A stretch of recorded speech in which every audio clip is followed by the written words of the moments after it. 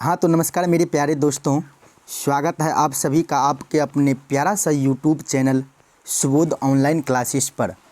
तो मेरे प्यारे दोस्तों, आज के इस वीडियो में आप लोग देखने वाले हैं बिहार बोर्ड मैट्रिक का जो फाइनल परीक्षा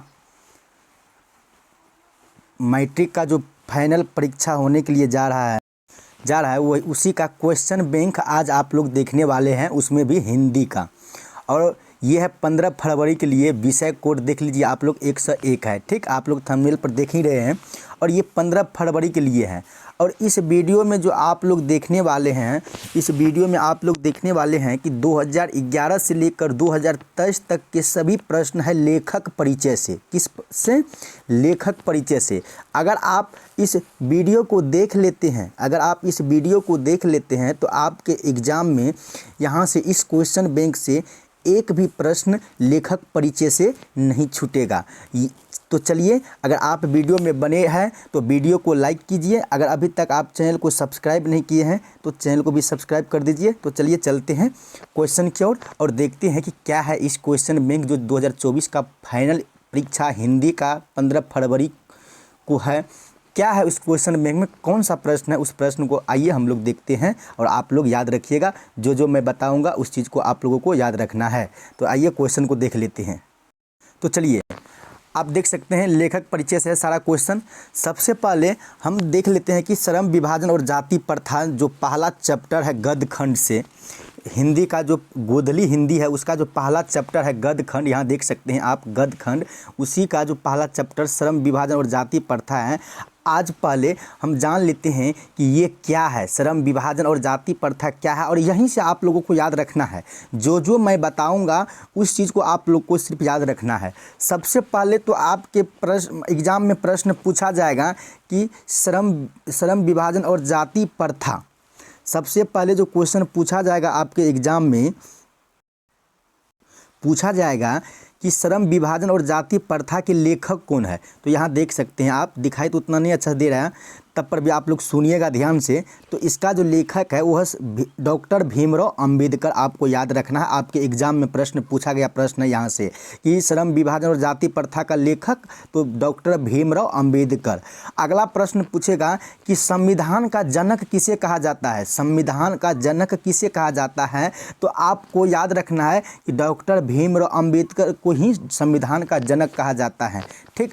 अगला प्रश्न यहाँ से पूछेगा कि डॉक्टर भीमराव अंबेडकर का जन्म कब हुआ था। तो आपको याद रखना है कि 14 अप्रैल 1981। क्या याद रखना है? 14 अप्रैल 1981, ठीक। चलिए, फिर अगला प्रश्न अगर पूछ दे कि इसका जन्म स्थान कहाँ है तो आपको बताना है मध्य प्रदेश, एक महू है वहीं पे, ठीक। चलिए अगला प्रश्न देखिए, यहाँ से प्रश्न कितना ढेर सारे प्रश्न यहाँ से बनेंगे। उसके बाद पूछेगा कि डॉक्टर भीमराव अंबेडकर जी का पिता का क्या नाम था। तो आपको बताना है रामजी सकपाल। क्या नाम था? रामजी सकपाल। उसके बाद इसका विवाह कब हुआ था? डॉक्टर भीमराव अंबेडकर जी का विवाह कब हुआ था? तो आपको याद रखना है 1906 में। कब? 1906 याद रखना है, लिख लीजिए कॉपी पे। अगला है इसकी पत्नी का क्या नाम था। पत्नी, भीमराव अंबेडकर जी का पत्नी का नाम क्या था? तो आपको याद रखना है रामाबाई। क्या नाम था? रामाबाई, ठीक। चलिए उसके बाद यहाँ से क्वेश्चन पूछेंगे, यहाँ से पूछा जाएगा कि भीमराव अंबेडकर जी मैट्रिक पास कब किए। तो याद रखना है 1907 में, ठीक। फिर उसके बाद आपको पूछा जाएगा कि भीमराव अंबेडकर का 3 प्रेरक व्यक्ति कौन था। तो आपको बताना है बुद्ध। आपको क्या बताना है? बुद्ध। उसके बाद कबीर और उसके बाद ज्योति बाफुल, ठीक। ये तीनों व्यक्ति का नाम याद रखना है। ये क्वेश्चन में ये परीक्षा में पूछा जाता है ये सब क्वेश्चन कि भीमराव अंबेडकर जी का 3 प्रेरक व्यक्ति कौन कौन थे। तो आपको बताना है ये तीनों, ठीक। चलिए अगला है कि पूछेगा कि डॉक्टर भीमराव अंबेडकर प्रथम भाषण सम्मेलन कब दिया था। तो आपको याद रखना 1936 में। कहाँ दिया था? तो लाहौर में। 1936 याद रखना है, प्रथम भाषण दिया था भीमराव अंबेडकर जी ने। और कहाँ दिया था? तो आपको याद रखना है लाहौर में। कहाँ? लाहौर में याद रखना है, ठीक। लाहौर में याद रखना है, ठीक। चलिए अगला प्रश्न है कि आपसे पूछेगा कि डॉक्टर भीमराव अंबेडकर जी का भाषण किससे व्याख्यात था? तो आपको बताना है द हेनिलेशन ऑफ कास्ट, या क्वेश्चन ऐसे पूछेगा कि द हेनिलेशन ऑफ कास्ट किनकी रचना है? तो आपको बताना है डॉक्टर भीमराव अंबेडकर जी की। ठीक, चलिए यहाँ से फिर देखिए, अच्छा प्रश्न है, एक बार देख लीजिए, कॉपी में नोट करते जाइएगा। उसके बाद पूछेगा कि ये जो हिंदी अनुवाद, मतलब कि डॉक्टर भीमराव अंबेडकर जो है, इसका मतलब कि इसका हिंदी अनुवाद कौन किया था? द हेनिलेशन ऑफ कास्ट का हिंदी अनुवाद कौन किया था? तो आपको याद रखना है ललई सिंह यादव। कौन? ललई सिंह यादव। ठीक, कुछ इनकी प्रमुख रचनाएं हैं, प्रसिद्ध रचनाएं हैं, उसको भी देख लेते हैं। पूछेगा एग्जाम में हु आर दे, किनकी रचना है? तो बताना है भीमराव अंबेडकर जी की। फिर पूछेगा हु आर शुद्राज, किनकी रचना है? भीमराव अंबेडकर जी की। लिख लीजिए कॉपी पर फटाफट। उसके बाद पूछेगा द कास्ट इन इंडिया किनकी रचना है? उसी का, डॉक्टर भीमराव अंबेडकर जी का। फिर पूछेगा द अनटचेबल किसकी रचना है? तो भीमराव अंबेडकर जी का। ठीक, पूछेगा कि डॉक्टर भीमराव अंबेडकर जी का मृत्यु यानी कि निधन कब हुआ था? तो आपको बताना 1954। कब हुआ था? 1954। या तो यहाँ इस तरह भी प्रश्न पूछ सकता है कि कहाँ हुआ था निधन, डॉक्टर भीमराव अंबेडकर जी का निधन कहाँ हुआ था? तो आपको बताना है दिल्ली में। कहाँ हुआ था? दिल्ली में। ठीक, कब हुआ था? 1954 में। ये सब प्रश्न आप कॉपी पर नोट कर लीजिए। और लेखक परिचय से आपके एग्जाम में हर एक साल प्रश्न पूछा जाता है। चलिए, ये पहला अध्याय का था, ये समाप्त हो गया। अब दूसरा अध्याय का देख लेते हैं क्या है दूसरा अध्याय का। चलिए, दूसरा अध्याय देखिए क्या है। दूसरा अध्याय भारत से हम क्या सीखे, मतलब सॉरी, ये तो तीसरा पार्ट हो गया ना, सॉरी, दूसरा देख लेते हैं। दूसरा यहाँ। ठीक, चलिए अब दूसरा देख लेते हैं। ये विश्व के दांत, दूसरा जो पार्ट है हिंदी का, वो विश्व के दांत है। अब यहाँ से पूछेगा कि विश्व के दांत क्या है। पहला क्वेश्चन क्या पूछ दिया कि विश्व के दांत क्या है? तो आपको बताना है कहानी है। क्या है? कहानी। फिर आगे पूछेगा कि विश्व के दांत के कहानीकार कौन है? या तो लेखक पूछेगा हिंदी में।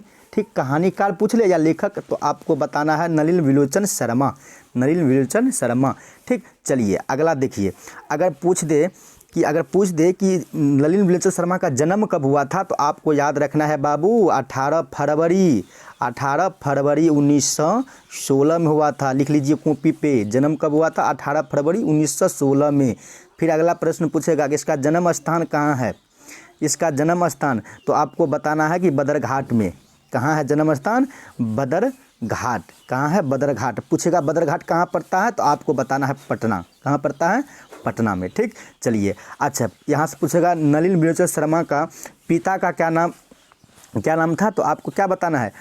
पंडित रामा अवतार। क्या बताना है? पंडित रामा अवतार बताना है। क्या बता देना है? पंडित रामा अवतार। ठीक, रामा अवतार ये बताना, लिख लीजिए कॉपी पे। चलिए अगला प्रश्न पूछेगा यहाँ से कि नलिन विलोचन शर्मा का माता का क्या नाम था? तो आपको याद रखना है रत्नावती। क्या था? रत्नावती था। ठीक, ये याद रखना, लिखिए कॉपी में। फिर अगला याद रखना है कि भारत मतलब विश्व के दांत जो है, ये नलिन विलोचन शर्मा किस भाषा में अनुदित किए थे? बोलना है आपको भोजपुरी भाषा में, ये याद रखना है। फिर आगे देखिए, कुछ इनकी प्रसिद्ध रचनाएं हैं, उनको देख लेते हैं। प्रसिद्ध रचनाएं जो सबसे प्रचलित है, पूछेगा एग्जाम में कि सदल मिश्र किनकी रचना है? तो आपको याद रखना है नलिन विलोचन शर्मा की। मानदंड किनकी रचना है? तो नलिन विलोचन शर्मा की। पूछेगा संत परंपरा किनकी रचना है? संत परंपरा। ये सब क्वेश्चन पूछा गया है, संत परंपरा। ठीक, परंपरा किनकी रचना है? तो आपको बताना है नलिन विलोचन शर्मा की। ठीक, चलिए अच्छा, पूछ दे कि नलिन विलोचन शर्मा की मृत्यु कब हुआ था? तो याद रख लीजिए, ये सब प्रश्न पूछा गया प्रश्न है। तो बताना है 12 दिसंबर 1961। कब हुआ था? 1961। 12 दिसंबर 1961 नलिन विलोचन शर्मा का निधन हुआ था, यानी कि मृत्यु हुआ था। कॉपी में नोट करते जाइएगा। ठीक, ये लेखक परिचय से आपके एग्जाम में एक भी प्रश्न नहीं छूटने वाले हैं, इसलिए आप लोग इस वीडियो को अंतिम तक देखिए। अगर अच्छा वीडियो लग रहा है तो वीडियो को लाइक भी करते चलिए। ठीक, चलिए अगला देखिए। अगला तीसरा पार्ट देख लेते हैं ध्यान से एकदम। तीसरा पार्ट में क्या है? तीसरा पार्ट आपका है कि भारत से हम क्या सीखे। ये गोधली का जो है तीसरा पार्ट, ये भारत से हम क्या सीखे। सबसे पहले तो यहाँ से प्रश्न खड़ा होता है कि भारत से हम क्या सीखे क्या है? कहानी है, निबंध है, भाषण है, क्या है ये, उपन्यास है, तो आपको याद रखना ये भाषण है। क्या है, भाषण। अगला पूछेगा कि भारत से हम क्या सीखे, इसका लेखक कौन है, तो आपको बताना है मैक्स मूलर। लिखते जाइए कॉपी में, मैक्स मूलर।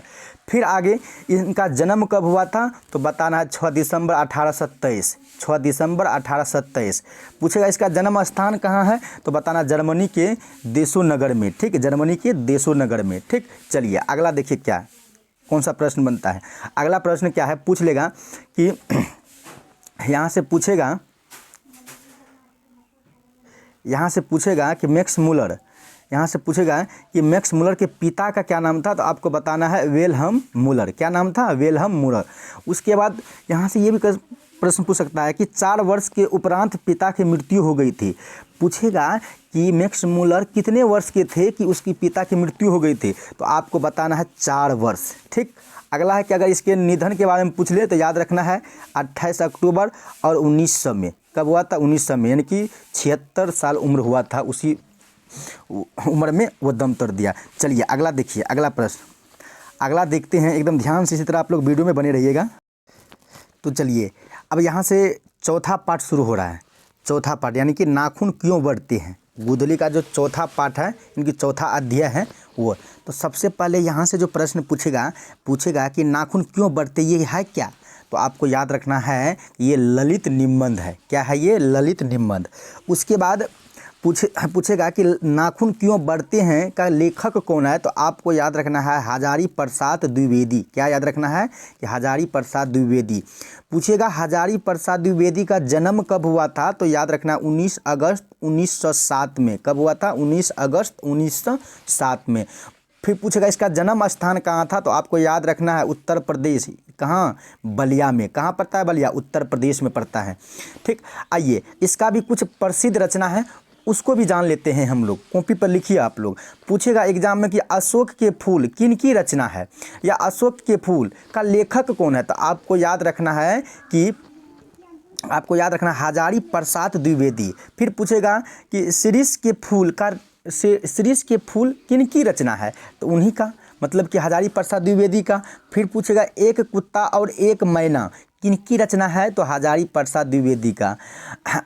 अनामदास का पोथा किन की रचना है, तो आपको वही बताना हजारी प्रसाद द्विवेदी का। ये जो है ना, ये प्रसिद्ध रचना है और ये सब रचना पूछा गया है। ठीक, तो इसलिए आप लोग इस चीज़ को याद रख लीजिए और कॉपी में नोट कर लीजिए। ठीक, तो चलिए अब 5वां देखते हैं कि इनसे और भी प्रश्न है, देख लेते हैं इधर। हाँ, और है प्रश्न। अच्छा चलिए, पूछेगा कि हजारी प्रसाद द्विवेदी का पिता का क्या नाम था, तो आपको बताना अनमोल द्विवेदी। क्या नाम था, अनमोल द्विवेदी। माता श्रीमती ज्योतिषी मती। ठीक, उसके बाद किस भाषा से, तो याद रखना है भोजपुरी भाषा से। अच्छा, पूछेगा कि हजारी प्रसाद द्विवेदी का मृत्यु यानी कि निधन कब हुआ था, निधन बताइए। तो आपको याद रखना है, कॉपी में लिख लीजिए कि 19 मई 1979 को, 19 मई 1979 को हुआ था निधन। ठीक, ये सब प्रश्न पूछा गया प्रश्न है। लेखक परिचय से आज आप लोग इस वीडियो को अगर देख लेते हैं तो लेखक परिचय से एक भी प्रश्न आपके एग्जाम में नहीं छूटने वाले हैं। तो चलिए आप 5वां अध्याय को देखते हैं, पार्ट 5 देखते हैं क्या है। ठीक, देखिए पार्ट 5 है, आपके सामने देख सकते हैं क्या है। तो देखिए पार्ट 5 में नागरी लिपि। ठीक, अच्छा सबसे पहले यहाँ से कैसे कैसे प्रश्न आते हैं आपके एग्जाम में, उस चीज़ को देख लीजिए। सबसे पहले पूछेगा कि नागरी लिपि क्या है, तो आपको बताना है निबंध है। क्या है, निबंध। फिर पूछेगा कि नागरी लिपि का निबंधकार कौन है, यानी कि लेखक कौन है। ठीक, तो आपको बताना है गुणाकार मूल्य। कौन है, गुणाकार मूल्य। ठीक, ये याद रखना है, या कॉपी में नोट कीजिए, अपना कॉपी लीजिए आगे में और नोट कीजिए वीडियो को रोक करके। ठीक, या तो पूछेगा नागरी लिपि के निबंधकार, या तो निबंधकार पूछ सकता है, या तो पूछ सकता है लेखक, तो आपको याद रखना है गुणाकार मूल्य। ठीक, चलिए अगर जन्म पूछे कि गुणाकार मूल्य जी का जन्म कब हुआ था, तो आपको याद रखना है कि 3 जनवरी 1935। सिर्फ 1935 याद रखना है, काम बन जाएगा। ठीक, चलिए अच्छा पूछे इसका जन्म स्थान कहाँ है, यानी कि गुणाकार मूल्य जी का जन्म स्थान, तो आपको याद रखना है कि अमरावती। कहाँ पड़ता है अमरावती, तो महाराष्ट्र में। कहाँ पड़ता है? महाराष्ट्र में। तो आइए इनका भी कुछ प्रसिद्ध रचना है उनको भी देख लेते हैं। ऐसा ऐसा रचना आपके एग्जाम में पूछा जाता है। ठीक, चलिए अगला है कि अक्षर कथा किनकी रचना है? तो आपको बताना है गुणाकार मूल्य की। अक्षर की कहानी ये भी किनकी रचना है? गुणाकार मूल्य जी की। फिर सूर्य मंडल किनकी रचना है? तो गुणाकार मूल्य जी की। नक्षत्र लोक किनकी रचना है? तो गुणाकार मूल्य जी की। पूछेगा कि प्राचीन भारत के महान वैज्ञानिक किनकी रचना है? तो आपको याद रखना है कि गुणाकार मूल्य जी का। ठीक है, तो चलिए देखते हैं और क्वेश्चन बना। हाँ, अगर पूछेगा क्या पूछता है ये सब प्रश्न। ठीक, कि गुणाकार मूल्य जी का निधन कब यानी कि मृत्यु कब हो गया था? तो आपको याद रखना है क्या कि 16 अक्टूबर 1909 16 अक्टूबर 1909 याद रखना है। ठीक, चलिए ये जो है ना ये आपका जो है ना 5वां अध्याय से भी समाप्त। ठीक, लेखक परिचय से जितना भी क्वेश्चन बन सकते थे सारा क्वेश्चन समाप्त। चलिए आप 6वां अध्याय को देखते हैं, 6ठा को देखते हैं, 6ठा में क्या है। ठीक, चलिए कहाँ है 6ठा? हाँ यहाँ है, चैप्टर 6 देख लेते हैं। अध्याय 6 है, हिंदी का जो है अध्याय 6 है। चलिए बहादुर, वाह, अगर कहानी सुने होंगे तो आप लोग को पता होगा कि बहादुर कहानी बेजोड़ कहानी है। चलिए सबसे पहले तो यहाँ से पूछेगा कि बहादुर क्या है? बहादुर एक है, तो आपको याद रखना है वो कहानी है। क्या है? कहानी। अच्छा, बहादुर कहानी का कहानीकार कौन है? तो आपको याद रखना है अमरकांत। कौन? अमरकांत। या तो पूछेगा कि बहादुर कहानी का लेखक कौन? तो आपको याद रखना है अमरकांत। अच्छा, अमरकांत जी का जन्म कब हुआ था? तो आपको याद रखना है 1 जुलाई 1925 को। कब हुआ था? 1 जुलाई 1925। अच्छा, कहाँ हुआ था? तो बलिया में हुआ था। बलिया कहाँ पड़ता है? तो आपको याद रखना है उत्तर प्रदेश यानी कि यूपी भी रह सकता है ऑप्शन में। ठीक, तो उत्तर प्रदेश बलिया। चलिए अगला आगे देखते हैं। चलिए अब देखते हैं कि अमरकांत जी का भी कुछ प्रसिद्ध रचना है, कुछ उपन्यास भी प्रसिद्ध है, उनको देख लेते हैं। सबसे पहले तो यहाँ देखिए, सबसे पहले यहाँ आप देख सकते हैं, 1 मिनट रुक जहाँ, कि पूछेगा जिंदगी और जोंक ये किनकी रचना है? तो अमरकांत जी की। किनकी रचना? अमरकांत जी की। ये प्रसिद्ध रचना है और ये सब रचना क्वेश्चन में आया हुआ है। ठीक, पूछेगा देश के लोग किनकी रचना है? तो याद रख लीजिए अमरकांत जी का। इसका अमरकांत जी का रचना है। ठीक, याद रखिए आप लोग।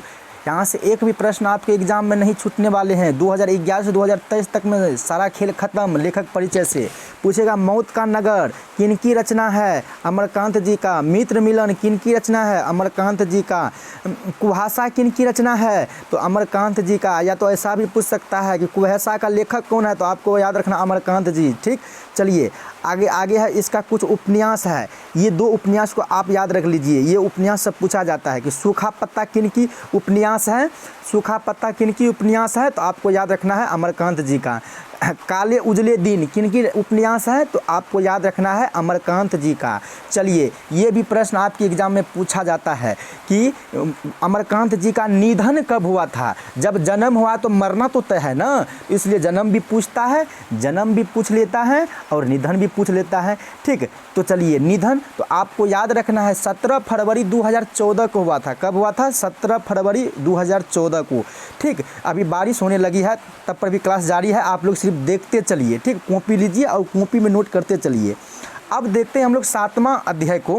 हिंदी का जो 7वां अध्याय है उस चीज़ को देख लेते हैं। ठीक, देखिए आपके सामने है 7वां अध्याय। सबसे पहले 1 मिनट ठहर जाइए, बारिश भी हो रही है ना, इसलिए थोड़ा सा आवाज़ में परेशानी हो सकती है। चलिए अच्छा, अगला 7वां अध्याय है। देखिए ध्यान से थोड़ा सा कलम दूसरा ले लो। चलिए कलम दूसरा ले लेते हैं। ठीक, अच्छा, परंपरा का मूल्यांकन। यहाँ से पहला प्रश्न कि परंपरा का मूल्यांकन ये क्या है? तो ये निबंध है एक। क्या है ये? एक निबंध है।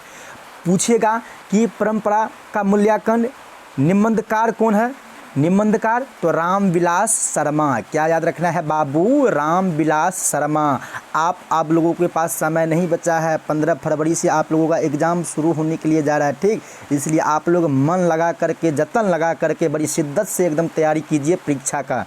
ठीक, ये सारा प्रश्न को लिख लीजिए। अगला पूछेगा कि रामविलास शर्मा जी का जन्म कब हुआ था, तो याद रखना है 10 अक्टूबर 1912। क्या याद रखना है? 10 अक्टूबर 1912। फिर पूछेगा कि रामविलास जी का जन्म स्थान कहाँ पे पड़ता है, तो आपको याद रखना है ऊंचगांव सानी। कहाँ पे पड़ता है? ऊंचगांव सानी। चलिए अगला प्रश्न देखिए, इनका भी कुछ प्रसिद्ध रचना है, उस चीज़ को देखिए आप लोग। क्या है प्रसिद्ध रचना? कि प्रेमचंद्र और उनका गुण, ये किनकी रचना है? तो आपको याद रखना है ये रामविलास शर्मा जी का रचना है। किनकी रचना है? रामविलास शर्मा जी का, रामविलास शर्मा जी का। ठीक, चलिए पूछेगा भाषा और समाज, ये भी किनकी रचना? रामविलास जी का। हिंदी नवजागरण किनकी रचना? रामविलास शर्मा जी का। विराम चिन्ह किनकी रचना है? तो रामविलास शर्मा जी का। और बड़े भाई, ये भी किनकी रचना? रामविलास शर्मा जी का। तो चलिए अब इसका निधन भी पूछेगा, जन्म हुआ है तो मरण तो तय है। चलिए पूछेगा रामविलास जी का निधन कब हुआ था, कब हुआ था? तो आपको याद रख लेना है बाबू 20 मई 2006 को। ऐसा प्रश्न आपके एग्ज़ाम में आता है। मैं 100% गारंटी लेता हूँ कि लेखक परिचय से एक भी प्रश्न आपके एग्ज़ाम में नहीं छूटेगा मेरे प्यारे दोस्त, अगर इस वीडियो को आप देख लेते हैं तो। चलिए अब देखते हैं 8वां अध्याय को। ठीक, 8वां अध्याय में क्या है, चलिए देखते हैं कौन कौन सा प्रश्न बन रहे हैं। ठीक, तो चलिए 8वां अध्याय में क्या है? जित जित मैं निरखत हूँ। यहाँ से पहला प्रश्न आ रहा है कि जीत जीत में निरखत हूँ क्या है? तो आपको याद रखना है कि साक्षात्कार है। ये क्या है? ये साक्षात्कार है। पूछेगा जीत जीत में निरखत हूँ, ये इसका साक्षात्कार कौन है? तो आपको याद रखना है बिरजू महाराज। कौन है? बिरजू महाराज। या तो पूछेगा जीत जीत में निरखत हूँ का लेखक कौन है? तो आपको याद रखना है कि बिरजू महाराज। एग्जाम में आएगा क्वेश्चन कि बिरजू महाराज का जन्म कब हुआ था? तो आपको याद रखना है 4 फरवरी 1938। क्या याद रखना है मेरे प्यारे दोस्त? कि 4 फरवरी 1938। अगला पूछेगा कि बिरजू महाराज का जन्म स्थान कहाँ है? तो लखनऊ कहाँ पड़ता है? तो आपको याद रखना उत्तर प्रदेश, या तो ऑप्शन में यूपी होगा। ठीक, चलिए अच्छा बताइए कि बिरजू महाराज का पिता का क्या नाम था? तो आपको याद रखना है कि अच्छन महाराज। क्या नाम था? अच्छन महाराज। और चाचा का नाम क्या था? बिरजू महाराज जी के चाचा का क्या नाम था? तो आपको याद रखना है शंभू महाराज। क्या नाम था? शंभू महाराज। चलिए देखते हैं और क्वेश्चन बनेगा और क्वेश्चन, हाँ क्वेश्चन तो और हैं, चलिए ध्यान से। हाँ, यहाँ से पूछेगा एक क्वेश्चन, यहाँ से बनेगा। और यहाँ से क्या पूछेगा देख लीजिए आप लोग कि यहाँ से पूछेगा कि बिरजू महाराज जी का निधन कब हुआ था? तो आपको याद रखना है 17 जनवरी 2022।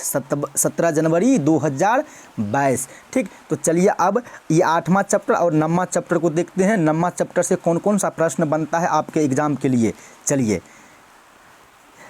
तो आइए, ये 9वां चैप्टर आ गया है, देखिए ध्यान से। क्या है कि आविन्यो। सबसे पहले तो ये समझना है कि आविन्यो है क्या।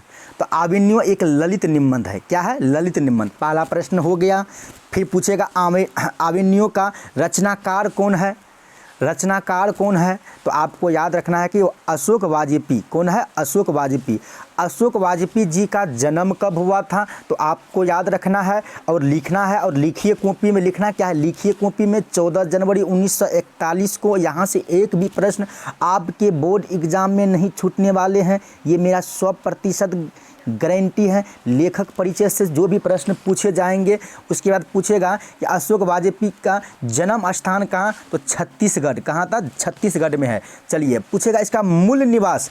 तो मूल निवास मध्य प्रदेश। पूछेगा अशोक वाजपेयी जी का मूल निवास कहाँ है? तो आपको बताना है मध्य प्रदेश। फिर पूछेगा, क्या पूछेगा देखिए, क्या पूछेगा एकदम ध्यान से देखिए। पूछ लेगा कि अशोक वाजपेयी जी का पिता का क्या नाम था? तो आपको बताना है परमानंद वाजपेयी। क्या नाम था? परमानंद वाजपेयी। ठीक, या क्वेश्चन उल्टा करके भी पूछ सकता है कि परमानंद वाजपेयी किसका पिता था? तो आपको याद रखना है किसका पिता, बताइए किसका पिता था? तो आपको बता देना है अशोक वाजपेयी जी का। ठीक, किसका? अशोक वाजपेयी जी का। फिर पूछे अशोक वाजपेयी जी का माता का नाम? तो याद रखना है निर्मला देवी। क्या नाम? निर्मला देवी। आइए इनका भी कुछ प्रसिद्ध रचना है, उसको देख लेते हैं। कृतियाँ हैं। सबसे पहले देखिए यहाँ पे पूछेगा आपके एग्जाम में कि शहर अब भी संभावना है, ये किनकी कृतियां हैं? तो आपको याद रखना है कि अशोक वाजपेयी का। एक पतंग अनंत में, ये भी किनकी कृतियां हैं? तो आपको क्या बताना है? आपको बताना है, याद रखना है कि अशोक वाजपेयी का। पूछेगा कि थोड़ी सी जगह किनकी कृतियां हैं? तो अशोक वाजपेयी का। बहुरी अकेला किनकी रचना है, किनकी कृतियां हैं? तो आपको बताना अशोक वाजपेयी का। तो चलिए, नम्मा चैप्टर भी समाप्त हुआ। नम्मा चैप्टर से भी जो भी प्रश्न बना सारा प्रश्न को बता दिया हूं, आप लोग कॉपी में नोट करते जाइएगा। और यहाँ इस लेखक परिचय से एक भी प्रश्न आपके एग्जाम में नहीं छूटने वाले हैं, ये मेरा 100% गारंटी है। ठीक, चलिए अब 10वां चैप्टर को देखते हैं। 10वां चैप्टर में क्या है? तो आइए, आपका 10वां चैप्टर है मछली। ठीक, मछली एक कहानी है। ये सबसे पहला प्रश्न तो यहाँ से खड़ा हो जाता है कि मछली क्या है? मछली एक कहानी है। क्या है? कहानी है। अच्छा, मछली का कहानीकार कौन है? तो आपको बताना है विनोद कुमार शुक्ल। कौन है? विनोद कुमार